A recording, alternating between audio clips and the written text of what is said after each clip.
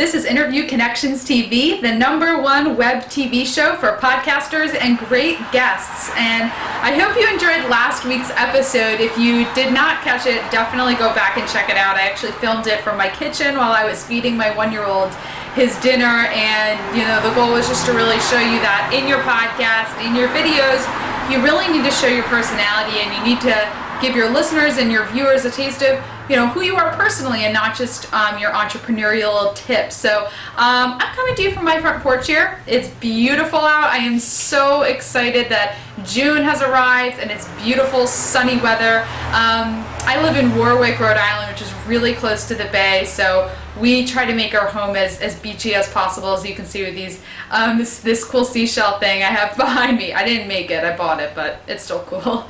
So I was really inspired recently.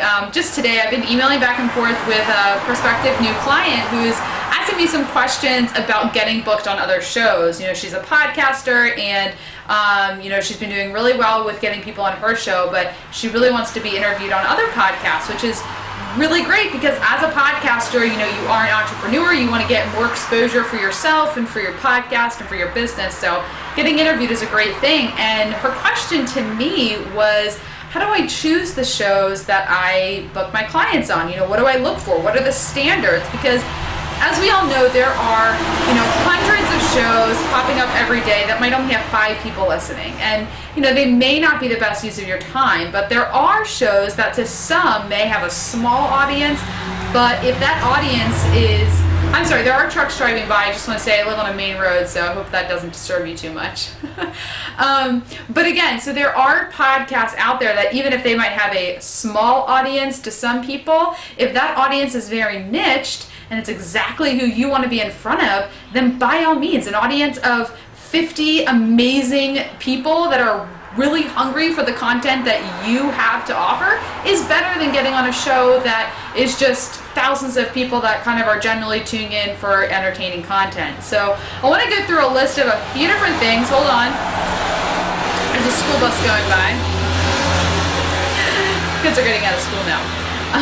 So I want to go through my list of things that when I'm looking for shows that I think my clients would be good guests for, I have kind of a list of things that I check off before I say this is a good fit. So number 1, I look for shows that are established. Basically, if they've been on the air 2 to 3 months, that tells me that they're not going to give up after the 8-week new and noteworthy period that they've been going. I look at how often are they putting out episodes. I mean, if a show hasn't put out an episode in 3 weeks, I'm probably going to overlook it because it's just not something that they're prioritizing in their business, which is fine, but that means it might not be the best use of a guest's time. So I look at, how long they've been on the air, how many episodes, how frequently are they putting out episodes.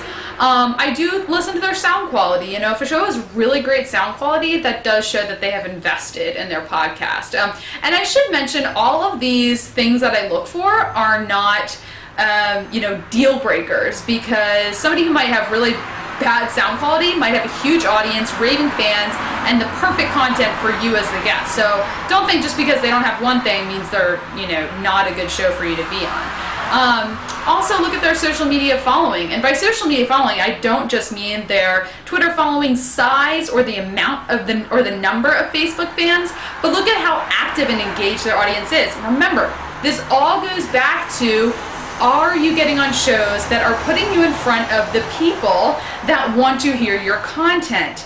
It's not all about how many people are in front of you. Again, I'll say it again, you can be in front of 10,000 people, but if those individuals are not your target market, are not your prospective clients, doesn't matter. It's a waste of your time and it's a waste of your money. You'd rather be in front of 100 people that are perfect for you and your business. So look at how active their fan base is. Look at how involved they are with the podcast. Are people really commenting on their Facebook posts? They're tweeting about the episodes. That means you're going to be in front of listeners who are excited to hear your interview.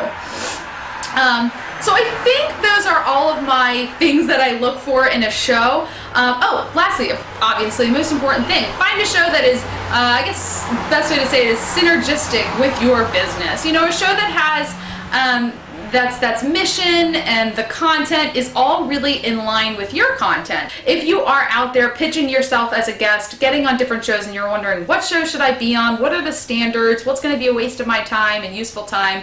I hope this video helps. And if you have any other standards that you look for, or you have any comments or questions, definitely leave comments for me below. Reach out on social media. Tweet me at Jess Rhodes ESS as an Entrepreneur Support Services, and I would love to hear from you. If you are getting yourself booked and you haven't yet created an interview one sheet, do that now. I have a free one at my website.